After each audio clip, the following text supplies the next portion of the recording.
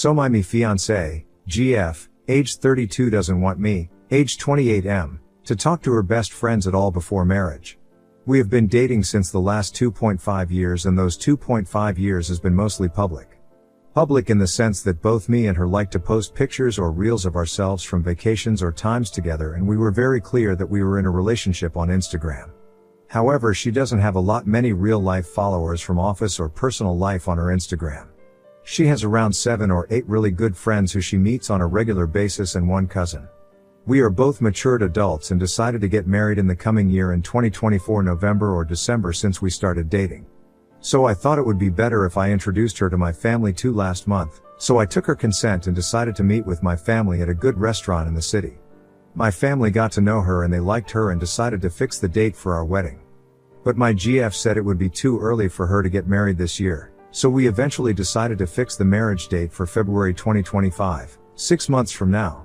Usually in my city, it's a requirement to book the marriage halls early enough so that you get a proper hall. So I took her consent and discussed with my family and booked a hall for marriage. Few days later she also went and booked a hall for her side of the party. It is normal to have parties from both bride and groom's side in our culture. Basically, so far I have made her meet my family and one female friend of mine who lives in a different town with her BF, and both of the meetings were proper, well-planned meetings. She also met maybe another friend of mine accidentally in the mall. I, however, have never met her friends in that manner. Only once or twice I met some friends by accident as I was driving my GF somewhere, and 2-3 of her friends also hopped in and we just spoke a few words as we traveled in the car. But her friends were aware that we were dating, of course. Now a strange incident happened last week which left me really confused. It was a text from a friend of hers on Instagram. Before this I had never spoken to this friend of hers except for only once, a year back, when my GF wasn't talking to me as we had a fight, and so I texted this friend of hers and asked her politely to talk to my GF once as she is a good friend. She said okay, I will surely talk. And also I texted her friend only because I felt my GF back then was going through a lot of things and probably she would need a friend to discuss properly as she had a huge financial loan, etc., and even had a fight with me and her family for some reasons.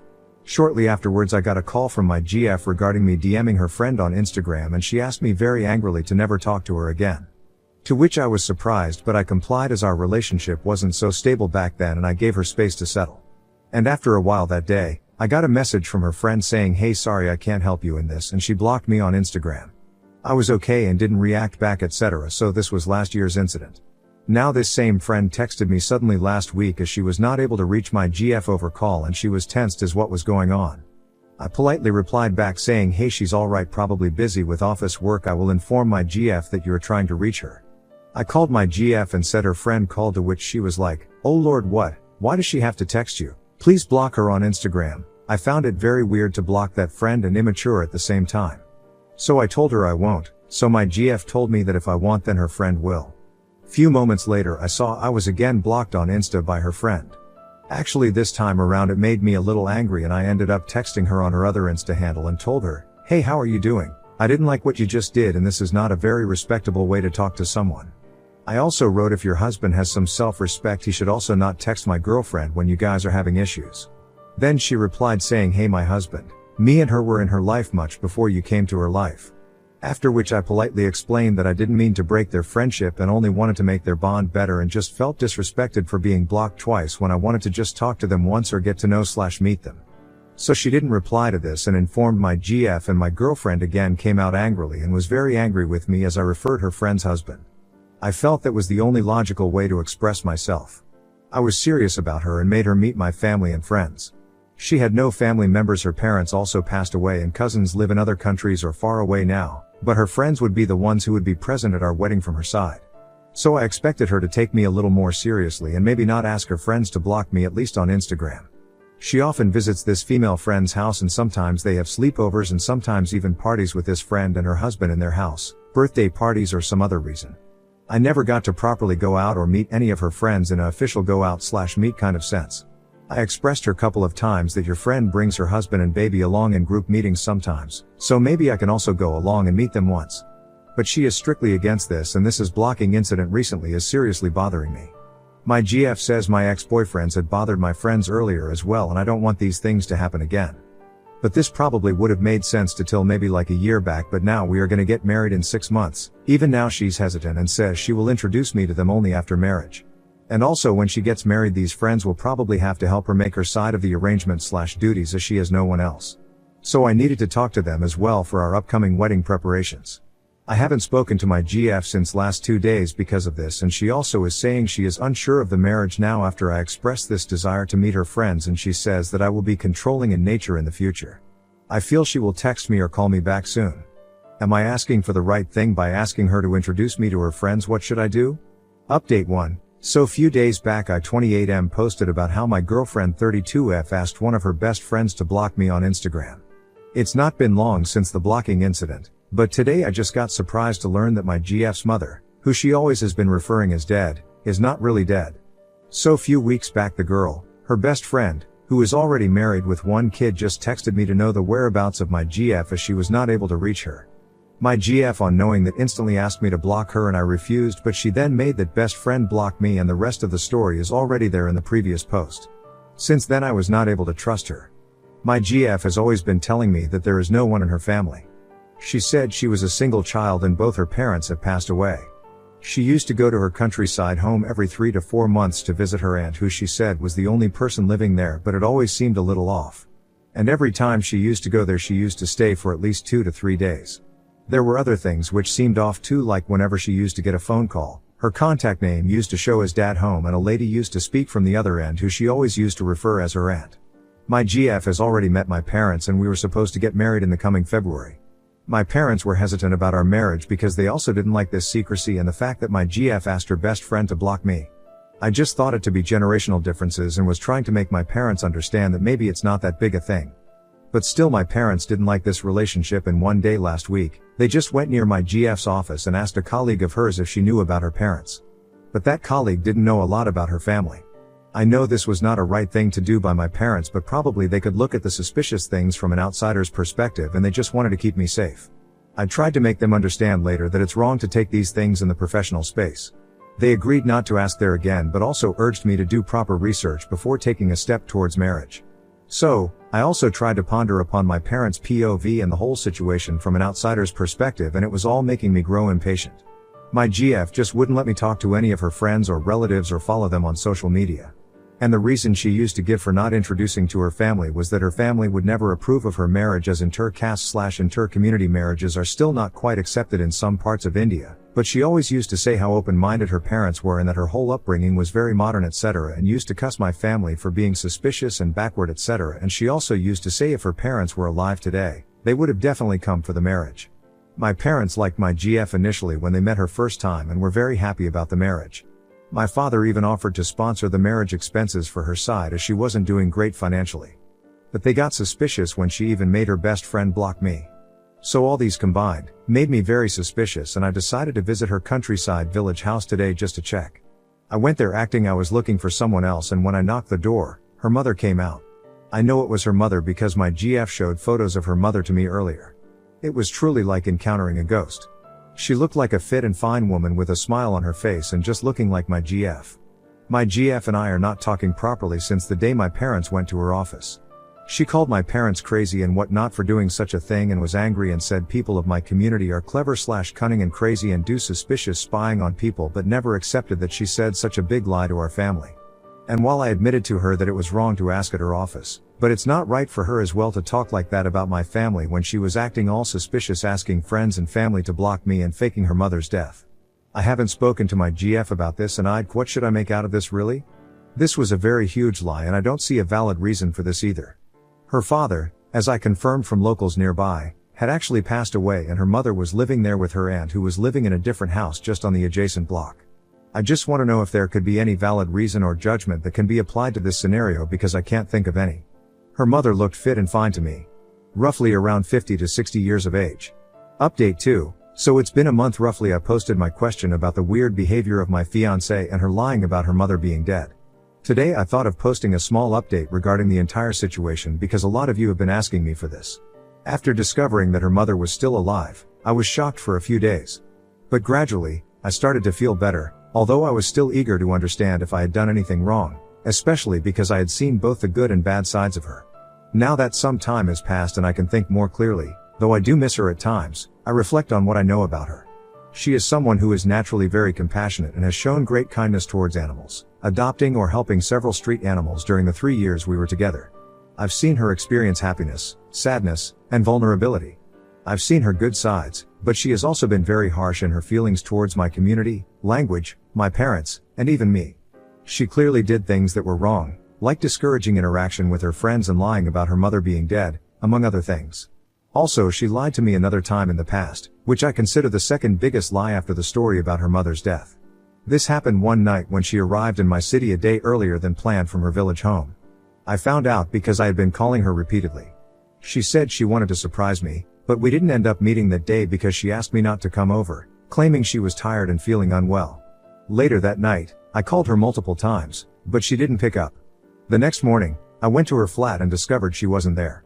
A few hours later, she called me from a friend's phone and explained that she had gone to her friend's house because her friend's boyfriend had come to stay, and the watchman wouldn't allow another guy in the flat. So, they pretended to be family relatives to cover it up. I forgave her for lying that time and chose to trust her again. In hindsight, it was another significant lie, the second biggest lie during our entire relationship, the fake mother's death still being the first. About 7 or 8 days ago, I noticed her repeatedly posting WhatsApp updates about how she was treated badly by me, how she was subjected to loneliness, and how I broke up with her. During that time, I attended a party with some guys and girls, and I saw her posting stories that directly defamed me, even though we had already broken up and I had every right to socialize with whomever I wanted. That day, I messaged her after seeing her status updates, partly because I was angry about what she had posted and partly because I wanted to know the real reason behind her lie about her mother's death.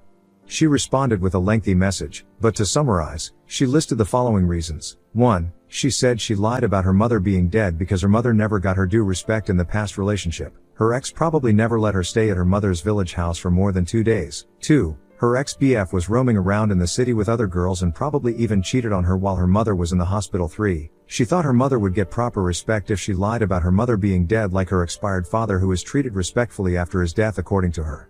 None of the reasons she gave seemed serious enough for me to believe. I pointed out that about 90% of her reasons were related to her ex-boyfriend and asked her why she had to lie about her mother, especially since I had always been supportive regarding her family issues. I told her that her explanations didn't make any sense to me at all. She later told me I was wrong to say she has narcissistic personality disorder. I told that to her once earlier because she never feels sorry and does gaslighting to hide her own errors, etc. And I read online that this could be symptoms of NPD and asked her to get expert help on this. She said she had consulted a psychologist who diagnosed her with CPTSD, which can cause narcissistic traits at times.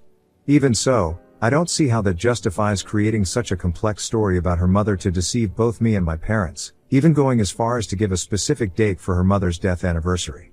She was also upset with my parents because they found the whole situation suspicious and started asking questions. Although I feel bad and believe she may be dealing with some behavioral disorders, I also suspect there is a deeper, more complex secret, whether it's hers or her family's, that has led to all these stories. In my last conversation with her, I made it clear that, regardless of what she says, we are not in a position to restore the marriage. I don't want to hurt her by doubting her, nor do I want to hurt myself. Trust is something that cannot be rebuilt after everything that's happened, so I asked her to just tell me the truth. However, nothing substantial came from her that I could consider. Next story. Spent everything I had on her engagement ring, but she said it was too small and not special enough. Months later I found out she was having an affair with her coworker. Before I, 28M, proposed, I spent lots of time looking online and in stores for the nicest ring I could afford, and I ended up with a 1-carat Osher solitaire. My girlfriend, 29F, doesn't like the ring and wants a different one. All of the ones she has shown me are bigger and more expensive than I can afford. She said she'll accept my proposal if I give her a different ring, and it can be a do-over because she said she was also a little disappointed I proposed at home and didn't do anything special. Truthfully, I'm kind of hurt she cares so much about having a bigger and expensive ring. I want her to be happy and have a ring she likes, but she is so fixated on how small my original one was, and I really don't feel great about it. Honestly, my heart broke when she said no. Edit. As I said in my post, her complaint about the ring is that the diamond is too small. For the proposal, I recreated the exact meal she cooked for me on our second date and proposed on our balcony with candles around us in her favorite scent. I hope this answers the questions. Update 1. I told my girlfriend if she prefers a different style of ring than the one I got her, I could get her a different ring because I obviously want her to love a ring she would wear every day. I would either keep the original ring as my engagement ring because she made it clear she isn't getting me one herself, or I could return it and put the money towards her new ring. The ring I had bought, a 1-carat Usher solitaire, was the biggest one I could afford. Her complaint was that it was so small and the other rings she showed me as examples of what she wanted were more expensive than I can afford. I admit it led to a few arguments because everything was above the amount I told her I can afford. She suggested I get a temporary side job to save more money. I've said it would take me a couple of years to save for what she wants, but she says if I love her I'll find a way. I'm not opposed to another ring, but we are on opposite sides regarding the budget. The proposal, me recreating the meal she cooked for me not long after we started dating and having candles she likes on the balcony, was also not what she wanted. She wants a public proposal and I misunderstood when she said she wanted something special. She didn't say public and I didn't infer it. Now we are both aware of what she wants at least. I just want to thank everybody for the support and nice thoughts. I haven't decided if I'm going to keep the original ring and wear it as my engagement ring yet, or return it because it will barely make a dent in the amount my girlfriend wants for her ring. I don't even know how, or if, I'm going to save for another ring. Truthfully, this whole thing has put a damper on the idea of being engaged for the time being. Thanks again everyone. Update 2, August 21, 2024. Backstory is that when I, 30F, decided to propose to my girlfriend, I bought her the nicest ring I could afford. It was a 1-carat Usher cut solitaire. When I proposed, I recreated the meal we had on our second date, and proposed on our balcony with some candles around us. My girlfriend responded by saying she would only marry me if bought her a different ring. All the examples she showed me were much bigger and more expensive than I could afford. She had told me she'd accept my proposal if I give her a different ring, and my proposal would be a do-over because she said she was also disappointed I proposed at home. She didn't like the proposal or the ring. The update is that I was trying to communicate with her and find a solution because of how much I love her. She was the one I wanted to spend my life with. We did have some arguments and she suggested I get a second job to afford a better ring. She said I misunderstood when she said I wanted a special proposal because what I did wasn't special. I had decided to keep the ring to be my ring because I was unable to return it and would have lost money if I sold it. I was trying to find a solution and my girlfriend was making suggestions. I thought we would work it out, but about 6 months after my last post my girlfriend left me for a colleague. She said the affair started after I proposed. Last I heard they were still together and either were traveling over in the United States. When my girlfriend left me she took most of our things. I had to start my life over pretty much. It was difficult. My family stopped talking to me when I started dating women. They don't support same-sex relationships. I did receive a lot of support in both of my posts, but there was lots of negativity as well. The majority of the messages I got were negative too. Many people missed that I am a woman even though I said it in my posts.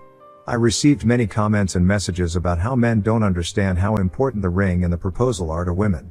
Even those who did not mistake me for a man said that my proposal was low effort and the ring was terrible. My proposal was called out for being terrible, and most of the messages I got mirrored the comments I got about putting in more effort or being a better partner. There were some insults too, and a lot of them said they felt sorry for my girlfriend. I learned from this experience. I'm not in a relationship now, but if I ever do find someone I'll make an effort to be a better partner. I did want to post one more update to thank the people who posted nice things, and to say I learned from this experience and have taken to heart all the comments and messages about being a better partner.